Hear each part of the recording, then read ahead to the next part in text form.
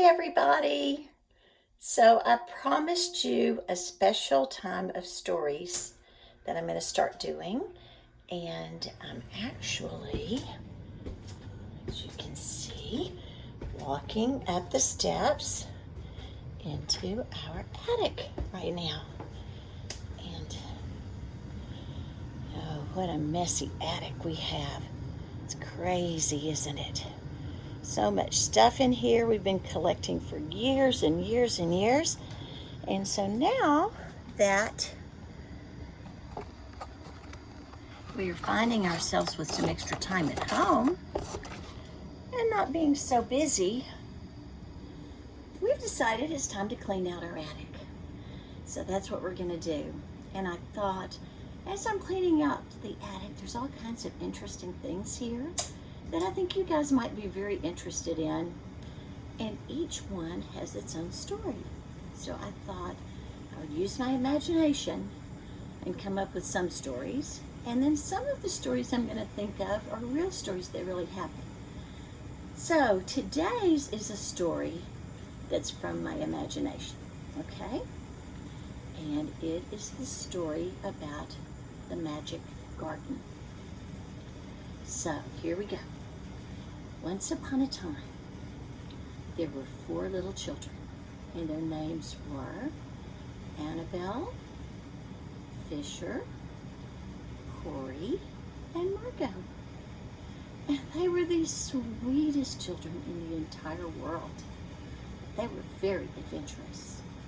And so one time, when they were visiting their grandparents, they decided that they would go for a walk in the woods. Now, they asked their grandparents if it was okay first. And the grandparents said, sure, that would be just fine.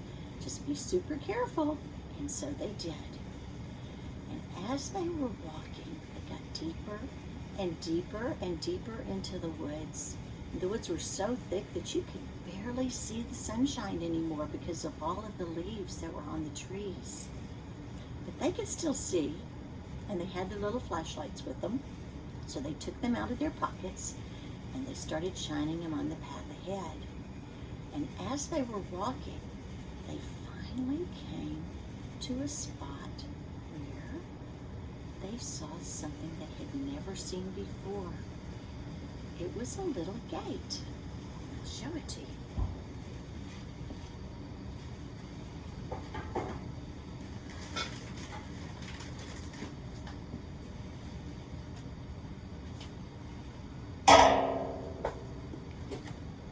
Here is the actual gate that they found.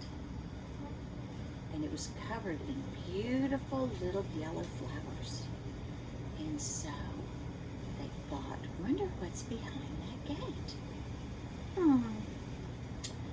Annabelle said, maybe we should turn around and go home. That could be someone's private property. And Fisher and Corey and Marco said, oh no, let's go, let's check it out. And so they decided it would be okay. So they very carefully opened the magic gate and went inside. And when they went inside, they closed the gate behind them like this. And once they were inside, do you know what they saw? They saw the most beautiful garden you've ever seen. It was covered in flowers. Annabelle immediately ran over and started picking some of the pink ones.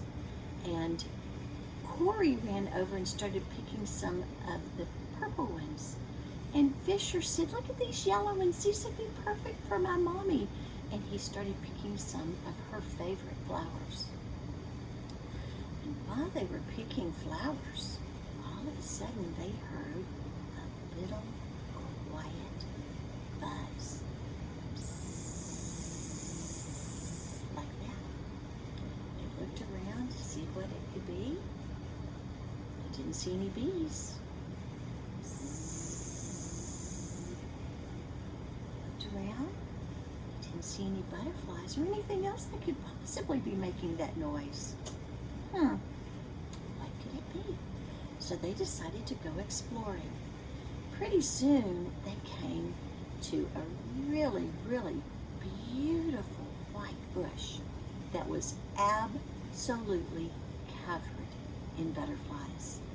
And they started putting out their hands like this, and the butterflies would land on their hands until their hands were covered in butterflies. And then they would shake their hands and the butterflies would all fly away. And then they would put their hand out again and the butterflies would come right back onto their hands. They played and they played and they played with the butterflies. They had so much fun. And they said, surely this is what the little buzzing was. And so pretty soon a breeze came blowing through and all the butterflies flew up into the sky and flew away in every direction. And so they decided it was time to head home. And when they got close to the area where the gate was, again, they heard bzzz, just very, very faintly. Bzzz. What is that noise? Said Fisher. It's not the butterflies, they're gone. What could it be? And Marco looked over and said, bee, bee. And they went over and they looked, and there on the ground were a bunch of bumblebees. And they were sipping the nectar out of the most beautiful red clover you've ever seen. It was like a blanket of red clover everywhere. And they noticed that all the bumblebees had a white dot on their forehead. And they remembered that their grandmother had told them that bumblebees that have a white dot can't sting you. Well, Corey said, I think we need to be careful. And Fisher said, no, Mia said it was okay. And he reached out and he caught a bumblebee in his hand. The rest of the children watched very carefully to see if the bumblebee stung him. And when he opened up his hand, there was the bumblebee. It didn't sting him at all. Mia was right, see? And so they all started catching bumblebees, grabbing them and grabbing them and grabbing them everywhere. And they would grab them and then they would throw them up into the air and they would buzz around and fly. The bumblebees seemed to be loving it. It was so much fun. Not a problem at all. And then a big wind came through, whoosh, like that. And the bumblebees scattered and flew off in every direction too. So now it was seriously time to go home. It was kind of getting dark. And so when it got dark, or when it was getting dark, they got to the gate. And when they got to the gate, they heard it again. Bzzz, ever so faintly, ever so faintly. And they looked very carefully at the gate that was covered in all the yellow flowers. And in amongst all the yellow flowers was something that their eyes could hardly believe. They were little tiny creatures, little bitty, almost invisible, but little tiny. And if they looked really carefully, they could see that they had a little bit of light on them. And so they thought, what is that? What could that possibly be? What could it be? And finally, all at once, they all said at the same time, fairies! I think it's fairies. And when they looked really, really closely like this, they could see that they were little tiny winged creatures. They were indeed fairies. They couldn't believe their eyes. Oh my goodness! There are fairies on the gate. But they were very, very careful not to disturb the fairies. But when they listened real carefully, zzz, they heard it. It was the fairy wings that were just buzzing just a little tiny bit. And so they very carefully opened the gate and went out of the magic garden, closed the gate behind them, and they ran back to their grandparents' house as fast as they possibly could.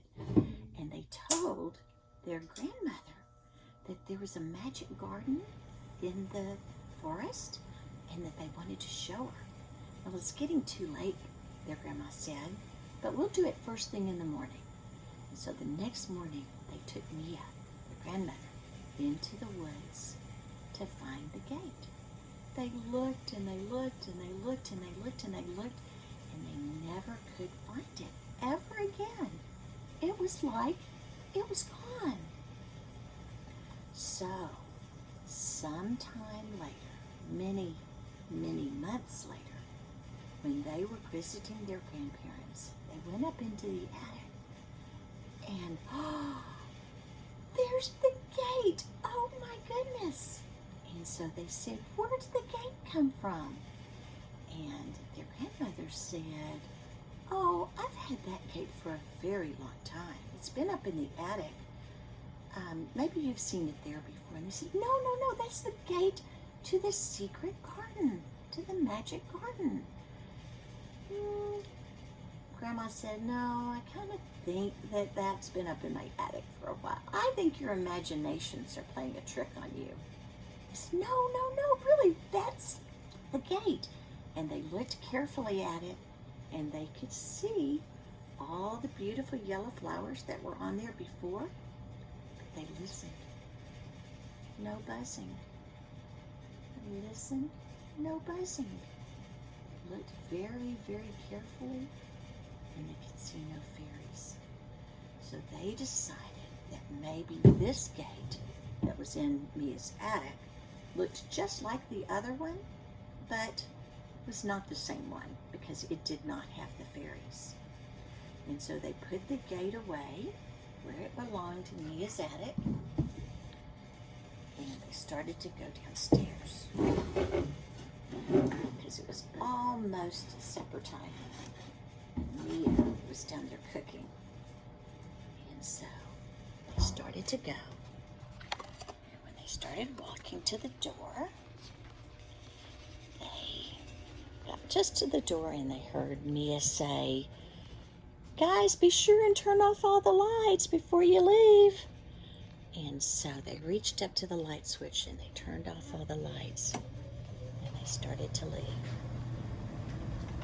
When they did, they opened the door and they realized there were lights back behind them.